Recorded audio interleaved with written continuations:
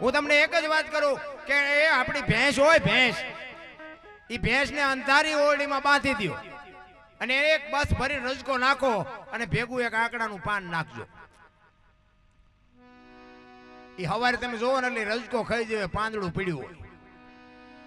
ભેંસને ખબર પડે છે કે શું ખવાય ને શું ન ખવાય. બોલો, માણસને નથી ખબર પડતી.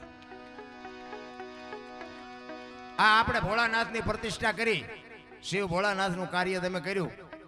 હવે તમને બધાને પ્રેમ આવે તો તમે 135 વાળો માવો સડાવો એના માથે, કે ફર્સ્ટ પર સિગરેટ લઈને જાવી ભોળાનાથમાં સડાય એવી.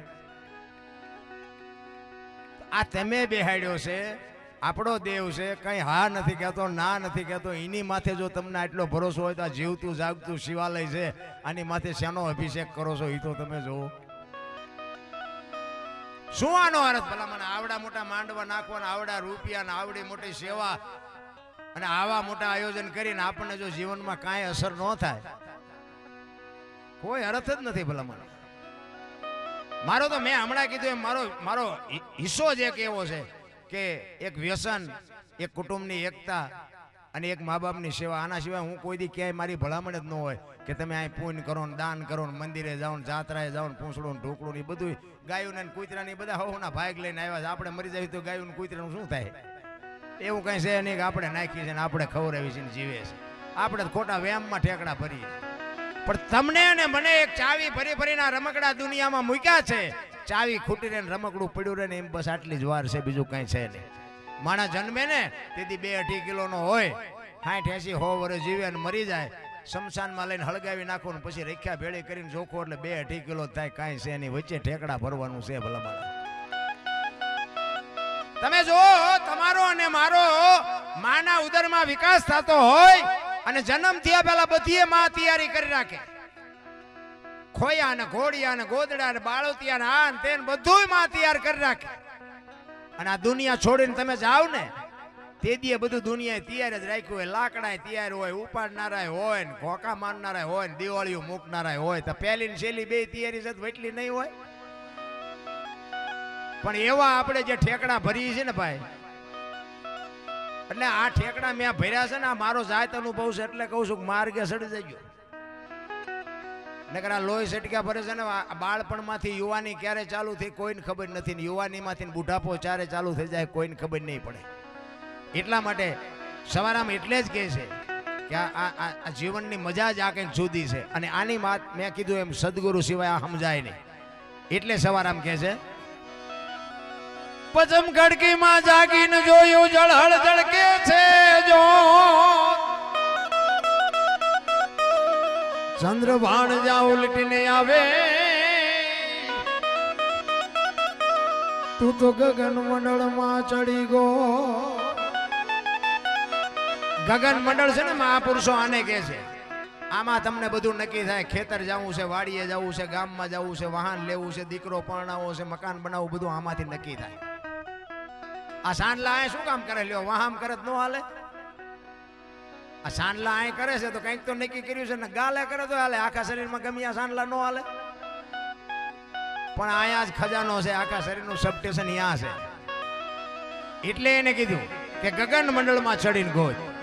એટલે કે છે એ જ ખાવન ખોળે ખેલો ખેલો રે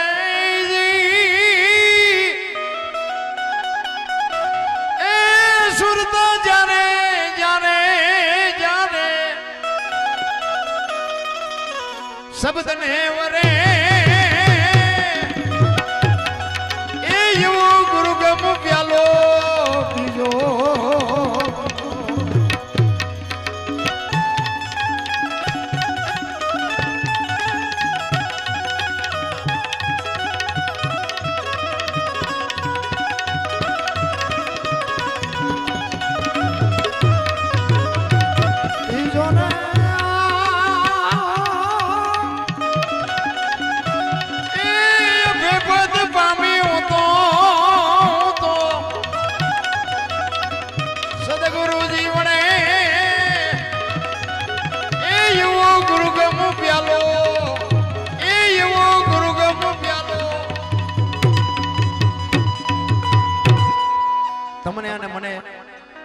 વર્ષે મને તો એમ થાય કે જીવે એવું હવે આવ્યું લ્યો. આપણા ગઢાએ તો હરખો ધરીને રોટલો નથી ચડ્યો, જોડા વગરના જિંદગી કાઢી નાખી. અત્યારે મૂક્યાની જગ્યા નથી, પણ માગણ કોક નીકળતા ડેલીઓ આડી કરે. આપણા ગઢામાં કાંઈ નહોતું, પણ બાપુ એમના જે જીવ હતા ને અને એમની જે પુનાઈ હતી એની હું આપણે વાત કરીએ ભલામણ. એક ખળામાં બાજરો નાખ્યો હોય ને 25 મણ બાજરો હોય, આખું વર એમાં લેવાનું હોય ને એમાં કોક માંગણ આવે ને એટલે આપણા ગઢા એમ કે એમાં તને ઉપડે એટલો બાંધતો જા. ઈ અટાણે ઉગ્યું છે. હવે અત્યારના છોકરા માવતરને તમને ન ખબર પડે, તમને ન ખબર પડે એમ જ કરતા હોય. એટલે નહોતી ખબર એટલે 100 વીઘા રાખી હતી, તું 10 વીઘાના ઉલાળિયા મીડ્યો કરવા અમને નથી ખબર કે હેમે આ વેચી નાખ્યો તો બેટા કારખાન નો સડી ગયો હોય તું ટિફિન લઈને. અરે બાવળિયા ઉગવા દીધા, પણ કે મારા છોકરાને મજૂરી ન કરવી પડે, કોઈની ગુલામી ન કરવી પડે, મા બાપના ઋણમાંથી આપણે ન છૂટી શકી ભલામણ. પણ થોડુંક ભણી જાય છે ને અને એમાં પછી માતાજી આવે, પછી કે હું ઘર બાંધું પણ મમ્મી પપ્પા ન રહે તો. અમારે હમણાં અહીંયા એક અમારે સાધુ સંતોનો મેળાવડો હતો, એમાં મને બોલાયો હતો. એટલે મને કે દરબાર તમે સારું બોલો છો, પણ મને કે આટલું બધું તમે કહેવા છતાં એમ કે આટલું બધું. મેં કીધું બાપુ મા બાપની સેવા નથી કરતા, તમારે જેવો સંતોથી ન માને મારથી હું માને. હું તો મેં કીધું વાતું કરું છું, કદાચ કોકને મેં કીધું અસર થાય ને કંઈક માને તો મેં કીધું એના મા બાપના આશીર્વાદ થોડા જાજા મને મળે તો મને એમ થાય કે મારું કંઈક ભજન પાક્યું. પણ મેં કીધું બાપુ એક મને પ્રશ્ન હુજે છે. મેં કીધું આ મા બાપ દુઃખી ન થાય એના માટે બાપુ મને કે શું કરવું જોવે. મેં બાપુ મને એક પ્રશ્ન હુજે છે, જો કે મારું કોઈ માને નહીં અને મારું હાલે નહીં, પણ મેં કીધું એક વાત મને હુજે છે, ઈ જો થાય ને તો મેં કીધું મા બાપને દુઃખી ન કરે કોઈ. તો મને કે શું? મેં કીધું બેનું ને છે ને, બેનું ને મમ્મી પપ્પા ગમે છે, હાઉ હારા નથી ગમતા. અને ભાઈઓને મેં કીધું હાઉ હારા ગમે છે, મમ્મી પપ્પા નથી ગમતા. એટલે મેં કીધું આ દીકરીઓ હારે જાય છે એના કરતા જો દીકરા હારે જાય ને તો તરત સમાધાન થઈ જાય.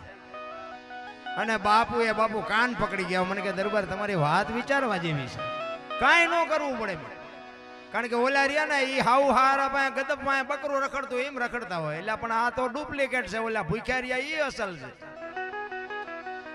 અને બેનું છે ને, બેનું તમને જો એમના મમ્મી પપ્પા આવે ને તો તમે આમ શું બધાને ખબર આપે. તો હું બોલું છું બાકી બધાને કોને નથી આને અનુભવ કોને નથી. અને હાઉ હારા બાપુ આમ તમે જોવો ને તો ગળે શોટ.